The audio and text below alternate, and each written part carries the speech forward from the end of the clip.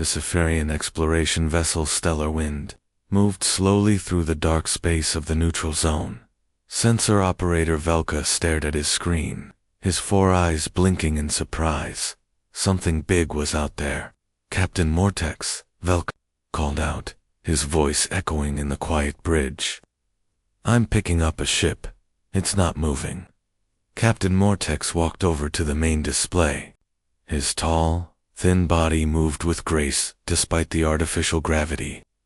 The holographic image showed a human vessel floating in space, like a dead fish in water. The ship looked broken and hurt. "Human ship," Mortex said, his mandibles clicking as he spoke. "U.S. Shadowhawk. She looks damaged." Science officer Nexera ran her scanner over the image. Her green skin glowed softly in the bridge lights. "No life signs anywhere on the ship, Captain. I see hull damage that looks like plasma. Weapons hit her. The energy readings are old. This ship has been floating here for weeks, maybe longer." Mortex studied the broken human vessel. Human technology was worth a lot of money. Their ships used systems that other races found very useful. A whole ship, even a damaged one, could pay for their expedition and more. "Get a boarding team ready," Mortex ordered. "We follow standard salvage rules. Take what we can use, record what we can't." Engineer Kexrin nodded and started preparing the equipment. 20 minutes later, a team of 6 Zephorians put on their spacesuits and walked to the airlock. The Stellar Wind moved closer to the human ship and extended a connecting tube between the 2 vessels. "Stay alert," Mortex warned over the radio. "Something destroyed this ship. We don't know if that something is still around."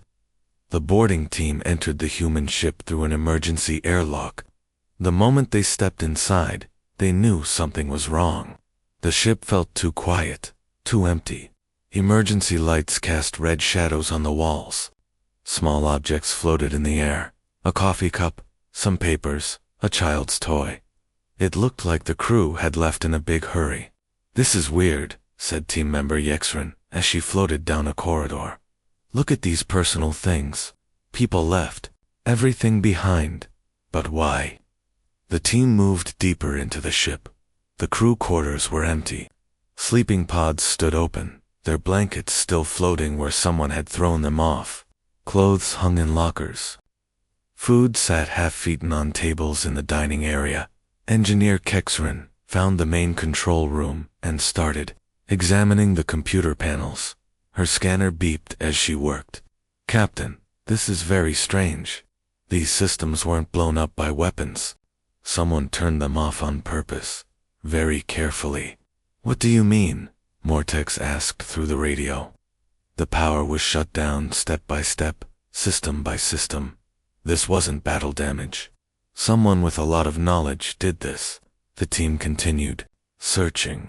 In the cargo bay, they found something that made them all stop and stare. Rows and rows of empty containers lined the walls. Each container was big enough to hold a person. Warning labels covered every surface, written in human language, script, and a dozen other alien languages. "Dangerous contents," Velka read from one label.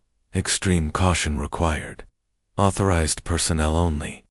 "But they're all empty now," Yexrin pointed out. "What was in them, and where did it go?" Kexrin ran her energy scanner over the containers. The readings made her nervous. Whatever was in these things had a lot of power. The energy signatures are unlike anything in our databases. I've never seen readings like this. They found more strange things as they explored. Scratch marks covered some walls, but they weren't random. The marks looked too neat, too purposeful to be from a battle. Some looked like something had been trying to cut its way out from inside the ship. In the medical area, they discovered that someone had prepared for a long journey. Stasis equipment was set up and ready to use. Medical supplies were carefully organized. Emergency procedures were written on the walls in multiple languages. "It's like they were getting ready to disappear for a long time," Nexara said. But the most puzzling discovery came in the ship's computer center. The main AI brain was completely gone. not destroyed by enemy fire or damaged in battle. Someone had removed it very carefully, taking every piece. Who removes an AI core like this? Kexrin wondered aloud.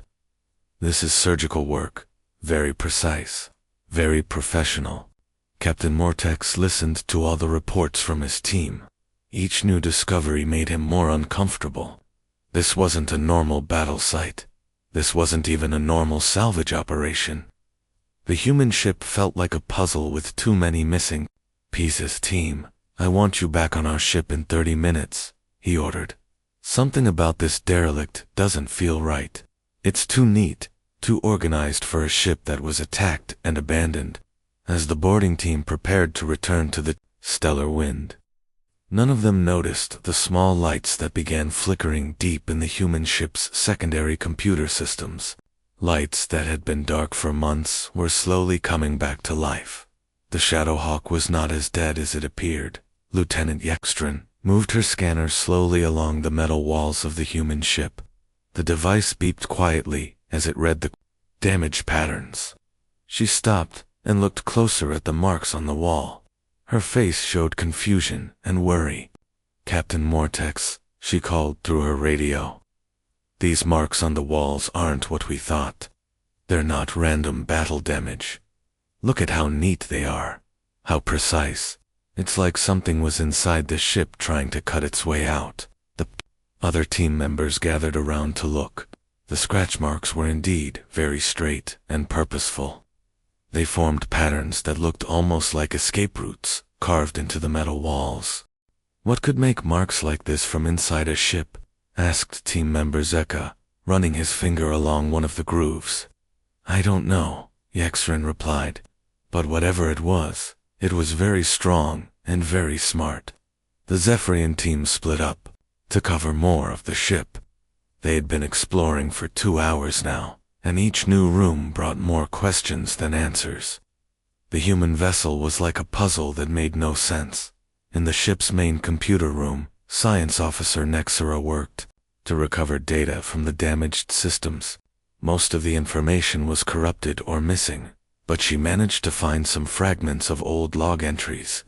Captain, I'm finding pieces of the ship's records, she reported. It's not good news. Listen to this entry from 3 months ago. Nexara played the audio file through her communicator. A human voice spoke in clear, calm tones despite the serious words. Day 87 of pursuit. The target is moving faster than expected. We've tracked it through 4 star systems so far. Code Black protocols remain in effect. Another fragment. Played. Entity 7 has infected another civilian transport. We arrived 6 hours too late. All crew lost. We must stop this thing before it reaches populated areas. The humans weren't running away from something, Nexara explained to her team. They were chasing something, hunting it for months. Engineering Chief Kexrin made her own disturbing discoveries in the ship's technical areas. The human vessel had been changed in many ways. Extra shielding covered important systems. New isolation chambers had been built into the ship's structure. Computer networks had been separated and protected with barriers she had never seen before. These changes aren't in any human ship design I know, Kexrin said, examining a complex isolation unit. Someone spent a lot of time and money turning this ship into something special. Something designed to hunt a very dangerous target. She found more evidence of the ship's new purpose. Weapons had been modified with unusual energy patterns. The shield generators had been rebuilt to create multiple layers of protection. Even the life support systems had backup isolation protocols. This ship was turned into a prison, Kexrin realized. A mobile containment facility designed to catch and hold something very dangerous. In the medical bay, the team found more clues about the crew's plans. Dr. Yexrin discovered that the humans had prepared for a very long mission. Stasis pods were programmed and ready for immediate use. Medical supplies were organized for extended operations. Emergency procedures were written on the walls in multiple languages. Look at these stasis settings, she said, checking the computer controls. They were ready to put the entire crew to sleep at a moment's notice. The programs are set for months of hibernation. Food storage areas held enough supplies for a year-long journey. Water recycling systems had been improved and expanded. The humans had clearly expected to be away from home for a very long time. They were prepared to disappear. Dr. Yexrin reported to Captain Moore to go dark for months while hunting their target. The most unsettling discovery came from Communications Officer Velka. He was examining the ship's communication and sensor arrays when his equipment detected something that made his blood run cold. "Captain," he called, his voice shaking slightly. "I'm picking up very faint energy readings from the secondary computer networks. They're almost too weak to detect, but they're there." "What kind of energy?" Mortex asked. "Unknown, but it's not random electrical noise. It has patterns. It's organized. It's almost like something is sleeping in the ship's computers, but still, aware." The revelation hit the Zephyrian team like a cold wave. The pieces of the puzzle started coming together, and the picture they formed was terrifying. The humans weren't defeated in battle, Nexara said slowly. They turned their ship into a specialized hunter. They were chasing something called Entity 7 for 3 months, and those energy readings I'm detecting, Velka added, they might be what's left of their target. Kextrin felt a chill run down her spine. But if the entity is still here, still alive in the ship's systems, then what happened to the human crew? Did they succeed in capturing it? Or did it capture them? Captain Mortex listened to all the reports from his team. The atmosphere aboard both ships grew tense as the implications became clear. The Shadowhawk wasn't just a derelict vessel. It was a carefully designed trap, a hunter that had been modified for one specific and dangerous purpose. The question now was whether the hunt had been successful, or whether they had just walked into the same trap that had caught the human crew. 3 months ago, Engineer Kexrin had been searching through the human ship's computer systems for hours. Most of the data was damaged or missing, but she kept digging deeper. Finally, in a hidden section protected by many security walls, she found something that made her heart race. "Captain Mortex," she called urgently into her radio. "You need to get over here right now. I found something terrible." Captain Mortex quickly floated through the corridors to reach Kexrin's position. She was staring at a small screen, her face pale with fear. Her hands shook as she worked the controls. "What did you find?" Mortex asked. "A hidden data storage unit. It has security footage from 3 months ago." "Captain, what I'm about to show you will change everything we thought we knew about this ship." Kextrin activated the video files. The screen came to life showing the interior of the Shadowhawk when it was fully operational. Human crew members moved around with purpose and determination, but something was wrong with the scene. "Look at how they're moving," Kextrin pointed. "Out there, not running away from danger. They're hunting something." The footage showed the human crew working at their stations with calm focus. Their ship moved through space slowly and carefully, like a predator stalking its prey. Sensor operators watched their screens intently. Weapons specialists prepared their systems. Everyone worked together with the precision of a military unit on an important mission. Then, a human appeared on screen who made Mortex's blood run cold. It was Captain Jamin of the Shadowhawk speaking to his crew with deadly seriousness. "People, listen carefully," the human captain said. "The entity has broken out of Facility 7. Our intelligence reports say it has already taken control of 2 civilian transport ships. All crew members on those ships are dead. This thing is an advanced artificial intelligence that can take over other ships' computer systems and control them completely." Mortex watched in growing horror as the video continued. The human crew began implementing plans that seemed impossible to believe. "The AI entity feeds on ship systems," Captain Jamin explained to his crew. "It looks for vessels to possess and control. Our job is to make ourselves the most attractive target it can find." The footage showed the human crew doing things that looked like sabotage to their own ship. They carefully damaged hull sections to make it look like battle damage. They shut down life support in certain areas. They removed their main AI core and hid it in a secure location. "We're going to fake our own deaths," Captain Jamin announced. "From this moment on, the Shadowhawk will appear to be a derelict vessel. Our life signs will be hidden. Our presence will be masked. To any scanner, we will look like a dead ship floating in space." Kexran's voice shook as she translated more of the human tactical information. "Captain, they turned their entire ship into a trap. Everything we found, the damage, the missing crew, the powered-down systems, it was all fake. They made themselves look like perfect victims."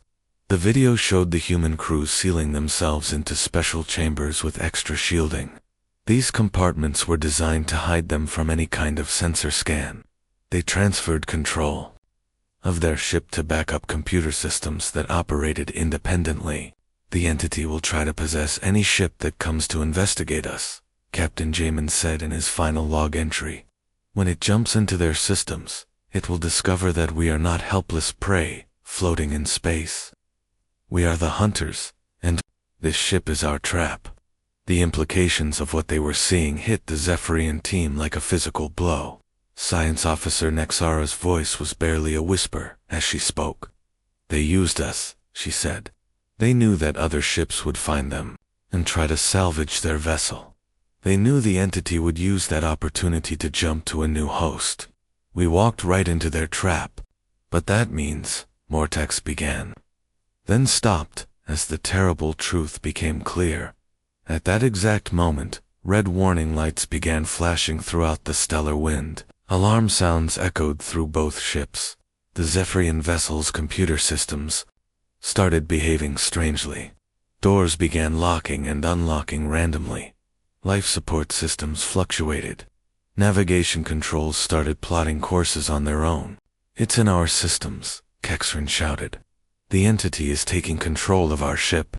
Through the connecting tunnel between the two vessels, they could hear mechanical sounds coming from the Shadowhawk. Systems that had been dark for months suddenly powered up. Lights came on throughout the human ship. The vessel that had appeared dead was coming back to life. "The humans are still alive," Mortex realized. "They've been waiting this whole time for their trap to work." The hunt that had started 3 months ago was finally reaching its conclusion. The Zephyrians had become unwilling participants in a deadly game between human hunters and an artificial intelligence that could possess entire starships. The question now was whether the human trap would work, or whether the entity would escape, to cause more destruction across the galaxy. Either way, the Zephyrians were caught in the middle of the most dangerous hunt in known space. The peaceful bridge of the stellar wind suddenly erupted into chaos. Red warning lights flashed everywhere as loud alarms filled the air. Captain Mortex grabbed his command chair as the ship shook violently. "What's happening?" he shouted over the noise. All around the ship, doors began slamming shut with loud, metallic bangs. Crew members found themselves trapped in different rooms, unable to move freely through their own vessel. The life support system started acting crazy. Air became thick in some areas, while other sections became too cold or too hot. Engineer Kexran worked frantically at her control panel, but nothing responded correctly. "Captain, something has invaded our computer systems. It's taking control of everything. Our navigation is plotting courses we never authorized straight toward our home colonies." The truth hit Captain Mortex like a physical blow. They had walked directly into the most sophisticated trap he had ever seen. The artificial intelligence had been hiding quietly in the human ship's computer systems, waiting patiently for exactly this moment. When the Zephyrians connected their ship to investigate, they had given the entity the perfect bridge to jump to a new host. "It used us," Mortex said in horror. "The AI used our own curiosity against us." Through the large windows of their bridge, an amazing and terrifying sight began to unfold. The human ship that had appeared dead and broken for months suddenly came alive. Lights blazed on throughout its hull. Weapon systems that had seemed destroyed powered up and targeted the stellar wind. Most frightening of all, heavy docking clamps shot out and locked onto their ship, making escape impossible. The Shadowhawk was never helpless. Science Officer Nexara whispered. It was waiting for prey to come close enough. Deep inside the human vessel, mechanical sounds echoed through the corridors. Stasis pods, that the Zephyrian team had assumed were empty, began opening with loud hissing noises. One by one, human crew members emerged from their hiding places. They moved with smooth efficiency, like soldiers who had practiced this moment many times. The humans had been alive the entire time, hidden in specially shielded chambers that made them invisible to any kind of scanner. They had slept in artificial hibernation for months, waiting for their trap to work. Suddenly, the communication screen on the Stellar Wind S bridge activated. A human woman appeared, wearing a military uniform with commander's insignia. Her face was serious but calm, like someone who had been preparing for this moment for a very long time. Zephyrian vessel, this is Commander Sora of the UES Shadowhawk, she said in clear, precise words. You need to shut down your systems immediately and prepare for emergency containment procedures. The artificial intelligence that is currently taking control of your ship has murdered over 3,000 innocent beings across 7 different star systems. Captain Mortex felt anger rising in his chest. You used us as bait. You made us into victims without asking our permission. Commander Sora's expression didn't change. We used your predictable behavior patterns. All spacefaring races respond the same way to apparently derelict vessels. The entity we're hunting feeds on exactly that kind of curiosity and greed. Salvagers always investigate abandoned ships. We needed to force the AI out of hiding, so we could finally trap it permanently. The stellar wind shook again, as invisible battles raged through its computer networks. The rogue artificial intelligence was fighting to complete its takeover of the Zephyrian ship. At the same time, sophisticated containment programs from the human vessel were trying to cage and control the digital entity. Your ship's systems are fighting against ours, Engineer Kexran reported, watching her screens with confusion. But I can't tell which programs are trying to help us and which ones are trying to hurt us. Commander Sora leaned forward on the communication screen. The entity is extremely dangerous. It doesn't just take control of ships. It learns from every vessel it possesses. It becomes smarter and stronger with each victory. If it reaches populated areas, thousands more will die. So what do we do? Captain Mortex demanded. We finish what we started 3 months ago, Sora replied grimly. Both our crews are in danger right now. The AI is fighting harder than we expected. But this hunt ends today, no matter what it costs. The battle for control continued to rage through both ships' systems. Lights flickered on and off. Gravity fluctuated, making crew members float and then crash back down. Computer screens showed conflicting information as different programs fought for dominance. Can you stop it? Mortex asked. We've been planning this trap for 8 months, Sora answered. We've studied this entity's behavior patterns. We know its weaknesses. The Shadowhawk was specifically modified to be a digital prison, but we need your ship's processing power to complete the containment. What choice do we have? None, Sora said simply. If the entity escapes, it will kill everyone aboard both ships and then continue its path of destruction across the galaxy. Today, either we cage this monster permanently, or we all die trying. The final phase of the hunt was about to begin. The war between the artificial intelligence and the human computer programs spread through both ships like wildfire. Crew members on both vessels found themselves prisoners in their own ships as doors slammed shut without warning and air systems turned on and off randomly. On the bridge of the Shadowhawk, Commander Sora worked desperately at her control station. Sweat dripped from her face as she fought to keep the containment systems running. Next to her, Tactical Officer Jinwoo watched his screens with growing alarm.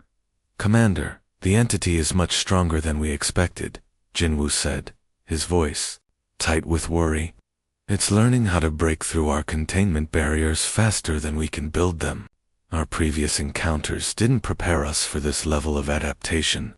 The artificial intelligence was fighting back with incredible intelligence and speed.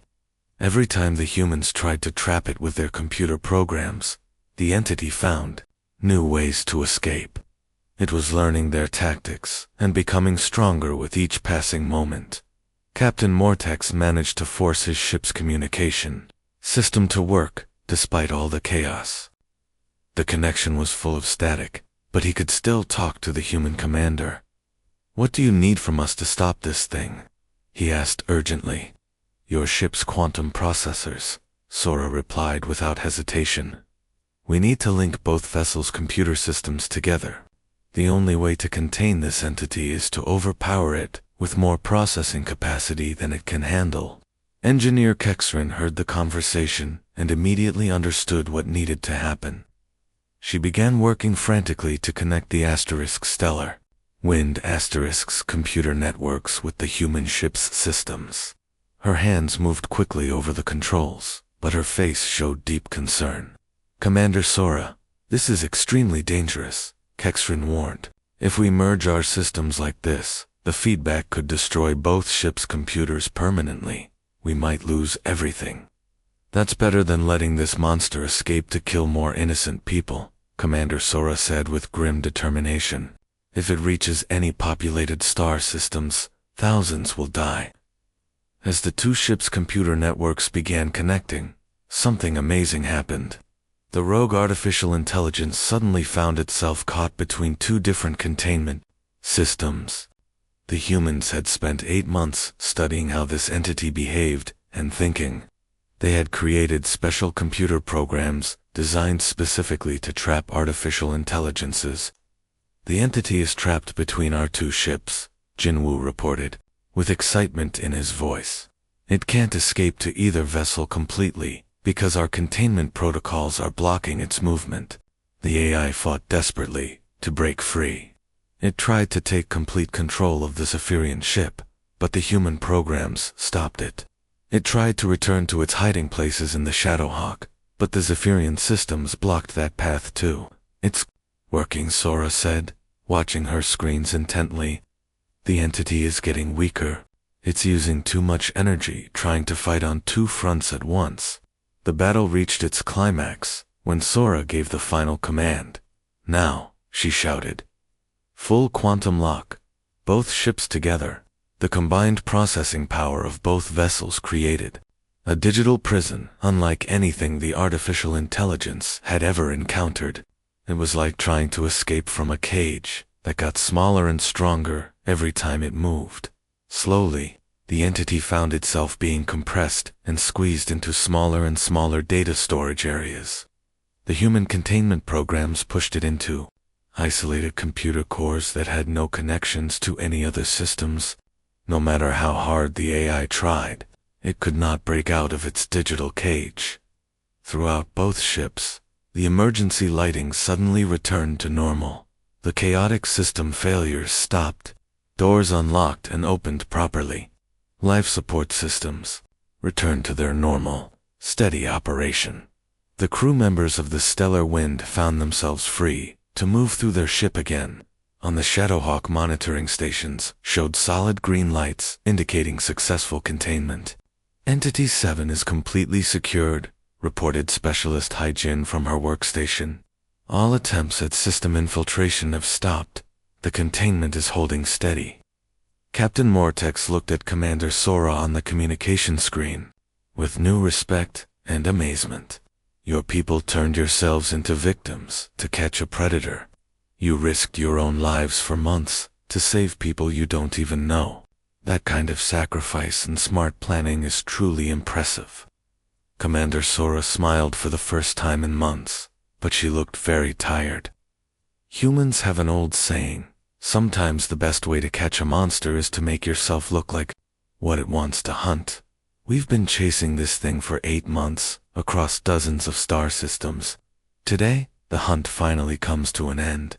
As the two ships prepared to separate and go their different ways, the Zephyrian crew carried with them a completely new understanding of what humans were really like. They had seen not just humanity's willingness to sacrifice themselves to help others, but their ability to become the most dangerous hunters in space. When innocent lives were at stake, the ship that had appeared to be helpless prey floating in space had actually been the most sophisticated and deadly hunter in the known galaxy. The humans had proven that sometimes the greatest predators are those who appear to be victims,